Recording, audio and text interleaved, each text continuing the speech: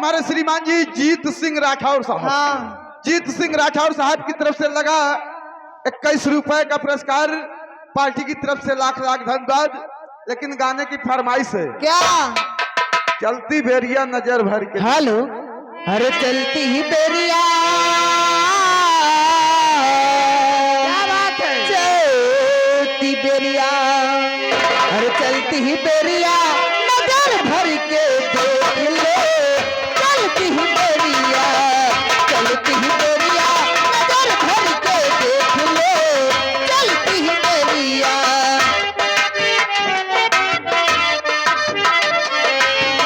चलती बेरिया राजा, चलती बेरिया, चलती बेरिया राजा, चलती बेरिया, चलती बेरिया नजर भर के देख लो। चलती बेरिया, चलती बेरिया नजर भर के देख लो।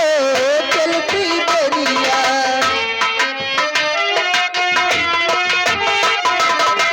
नामे गोरी राजा, नामे काली, नामे गोरी राजा, नामे काली, नामे गोरी राजा, नामे काली, नामे गोरी राजा, नामे काली। सांवला रंग है, सांवला रंग है, नजर भर के देख लो। चलती बेरिया, हाँ, ये आ गए अनिका आइसक्रीम वाले। अनिका आइसक्रीम वाले पूरे सिंह बबुरी निवासी। हाँ। लगा 20 रुपए से 10 रुपए का पुरस्कार। पार्टी की तरफ से लाख लाख धन्यवाद। हेलो। ए दीदी, कहना क्या है? अरे हम तो सार गनी हो, सुनर बार पनी हो, अंदर जाओ के प्यार में समार गनी हो। ए खुशी रहे नगर सखी पियावा दुलारे, आय हरे सखी पियावा दुलारे, आय हरे सखी पियावा दुलारे।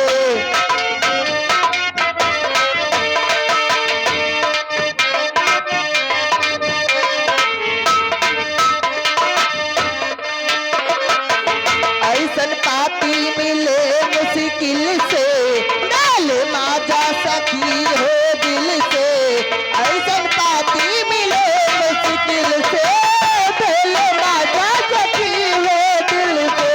खोजी पसारे तेरी नाम देवर सखी पियवा दुलारे, आय हरे सखी पियवा दुलारे, आय हरे सखी पियवा दुलारे। हाँ, ये आ गए फिर से वही बार बार छाया हुआ नाम अनिका आइसक्रीम वाले। अनिका आइसक्रीम वाले जिनके प्रोपाइटर सूरज सिंह। हाँ। सूरज सिंह बबुरी निवासी। लगा 10 रुपए का पुरस्कार। पार्टी की तरफ से लाख लाख। क्या कहना चाहती हैं? ने प्यार बरसावे, आंखें पर ध्यान लुटावे।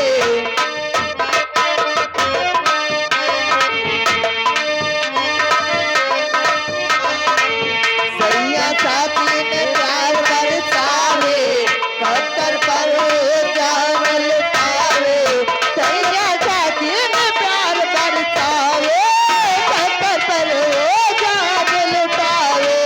जान कहीं के हमको दुलारे सखी पियवा दुलारे, आय हरे सखी पियवा दुलारे, आय हरे सखी पियवा दुलारे।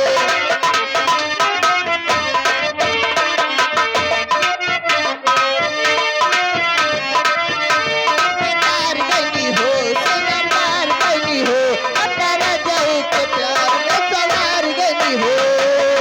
एक चीज रहे नगर सखी पियवा दुलारे, आय हरे।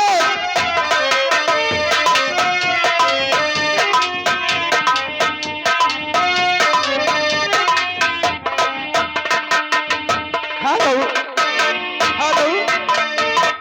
हाँ, ये आ गए फिर वही बार बार छाया हुआ नाम हाँ। अनिका आइसक्रीम वाले। चाहे लमकई खाओ, चाहे चकलई, चाहे डब्बा वाली। अच्छा। अनिका आइसक्रीम वाले सूरज सिंह बबुरी निवासी। हाँ। अगर खाए खो तो वह रोज पे गाड़ी लगी है। जाए के खा लो। 20 रुपए में से 10 रुपए पुरस्कार पार्टी की तरफ से बात। अबे तो तोहार दुल्हा बीड़ी पियत हो नाम के है।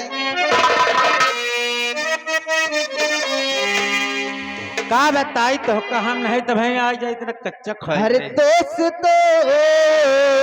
ए दीदी इनके बारे दूसरा कुछ कहते क्या हो गया